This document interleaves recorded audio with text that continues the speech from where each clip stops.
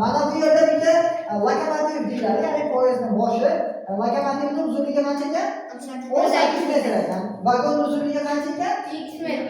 Ya'ni noma'lum ekan va bizga beryapti bitta lokomotiv va 3 ta poyezdning uzunliklari deyapti 31 metr deyapti.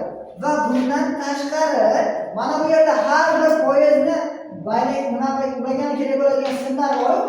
Mana shu vagonlarning ikkita vagon orasidagi ulaydigan trosimizning uzunligi qancha ekan? 1 metrdan ekan. Ya'ni har biri 1 metrdan bo'lgan troslardan bunaqa qilingan ekan, mahkamlangan ekan. Va umumiy mana shuning og'irligi nechaga teng bo'lyapti? 7x/31 metrga teng bo'lyapti. Ya'ni noma'lum teng bo'lyapti. Endi biz buni qanchaligini topishimiz uchun ikkalasini bir-biriga nima qilamiz?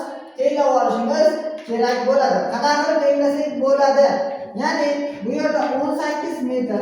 18 metrdan nechta bor? Bitta. Birdan bitta. Qo'shilgan x metrdan nechta bor? 3ta. 3ta. Bitta, ikkita, 3taning uchun x metrdan nima qilyapmiz?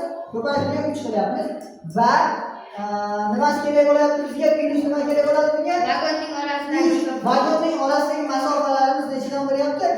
1 metrdan bo'lyapti. Va bu nimaga teng? Mana bu 7x - 31 degan songa teng bo'lyapti.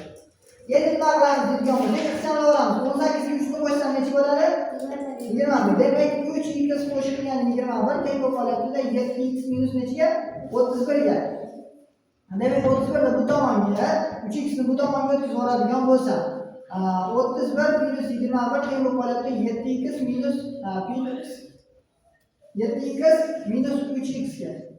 Mana buni uzunligi necha bo'ladi? 4x mi? 4x teng bo'lib qoladi. Buni necha teng bo'ladi? 50. 4x 50 ga bo'ladigan bo'lsa x teng nechaga bo'lib qolar ekan? 52 bo'lingan 4 bo'lib necha bo'lar ekan? X teng bo'lar ekan 13 ga. Demak, bitta vagonning uzunligi qancha ekan? Demak, vagonning uzunligi 13 metr bo'lar ekan.